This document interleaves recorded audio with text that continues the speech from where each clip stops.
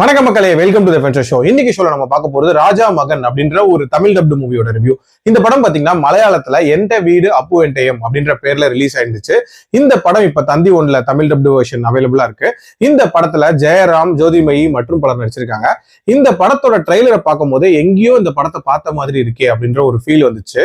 ஆக்சுவலா இந்த படம் தமிழ்ல கண்ணாடி பூக்கள் அப்படின்ற பேர்ல ரிலீஸ் ஆயிருந்துச்சு. பார்த்திபன் தான் லீட் கேரக்டர் பிளே பண்ணிருப்பாரு. தமிழ்ல வந்து அந்த கண்ணாடி பூக்களே ஒரு டீசென்டான ரீமேக்கா தான் இருந்துச்சு. அதோட ஒரிஜினல் வெர்ஷன் இன்னுமே ரொம்ப யதார்த்தமா ரொம்ப இம்பாக்ட்ஃபுல்லா கொடுத்திருக்காங்க அப்படின்னே சொல்லலாம்.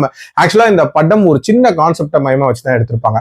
அதாவது ரெண்டாவது குழந்தை பிறந்த உடனே குழந்தைக்கு எப்பவுமே ஒரு விதமான பொசசிவ்னஸ் வரும்ல, அந்த பொசசிவ்னஸ் எவ்வளவு எக்ஸ்ட்ரீம் வரைக்கும் போகுது அப்படின்ற மாதிரியான ஒரு விஷயத்த சொல்லக்கூடிய ஒரு படம். ஆக்சுவலி இந்த படத்துல ஜெயராம் அண்ட் ஜோதிர்மயி கணவன் மனைவியா இருப்பாங்க. ஆக்சுவலா ஜோதிர்மயி ஜெயராமுக்கு ரெண்டாவது மனைவி தான். முதல் மனைவிக்கு பிறந்த ஒரு பையன் இருப்பான், அவன் தான் வாசு. அந்த வாசுக்கு ஜோதிர்மயி மேல பயங்கரமான பாசம் இருக்கும் அப்படின்னே சொல்லலாம். அண்ட் இந்த வீட்டுல எல்லாருமே வந்து அந்த பையனை கொஞ்சம் செல்லமா தான் பார்த்துட்டு இருப்பாங்க.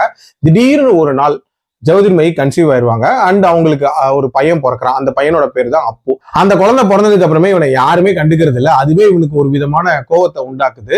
அந்த கோவத்தின் விளைவு இவன் ஒரு சம்பவம் பண்றான். அந்த சம்பவம் என்ன, அதுக்கப்புறம் என்னென்ன மாதிரியான விஷயங்கள் நடக்குது, அந்த குடும்பம் என்னென்ன மாதிரியான சஃபரிங்ஸை ஃபேஸ் பண்ணுது, அண்ட் டுவர்ட்ஸ் எண்ட் என்ன ஆகுது அப்படின்றது அந்த படத்தோட கதை. எனக்கு இந்த படத்துல பிடிச்ச விஷயம் அப்படின்றது அந்த வாசுவா நடிச்ச பையனோட பெர்ஃபார்மன்ஸ் அப்படின்னு சொல்லுவாங்க. அந்த பையன் யாருன்னு தேடி பார்க்கும் போது தான் ஒரு விஷயம் தெரிஞ்சுது.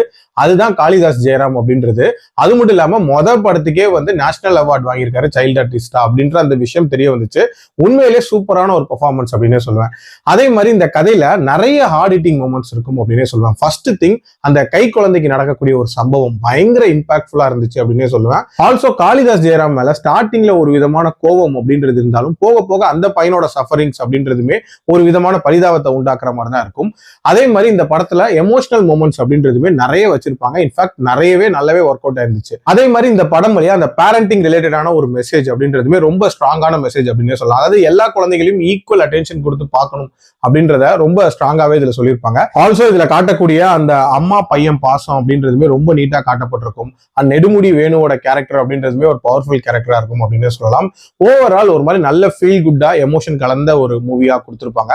நெகட்டிவ்ஸை பொறுத்த வரைக்கும் பாத்தீங்கன்னா இந்த படத்தோட பேஸ் அப்படின்றது ஆங்காங்கே இன்னும் கொஞ்சம் பெட்டரா இருந்திருக்கலாம் அப்படின்ற மாதிரி தோணுச்சு. ஆல்சோ இதுல ஒரு சில காட்சிகளை ஸ்டேஜ் பண்ண விதம் இன்னும் கொஞ்சம் நேச்சுரலா இருந்திருக்கலாம். உதாரணத்துக்கு டுவர்ட்ஸ் தி எண்ட்லாம் அந்த பையன் மேல சிம்பத்தி வரணும் அப்படின்றதுக்காக தேவையில்லாம போலீஸ்காரன் அடிக்கிற மாதிரியான காட்சிகள் எல்லாம் வச்சிருப்பாங்க. அதெல்லாமே இன்னும் கொஞ்சம் தவிர்த்திருக்கலாம். பட் ஓவரால் ஒரு நல்ல ஹார்ட் ஹிட்டிங் இம்பாக்ட்ஃபுல் மூவி. கண்டிப்பா ட்ரை பண்ணி பாருங்க. என்னோட ரேட்டிங் இந்த படத்துக்கு 3.3 out of 5. அடல் கண்டென்ட்லாம் இல்ல, தாராளமா பார்க்கலாம். மீண்டும் அடுத்த விமர்சனத்தில் சந்திக்கிறேன். நன்றி, வணக்கம்.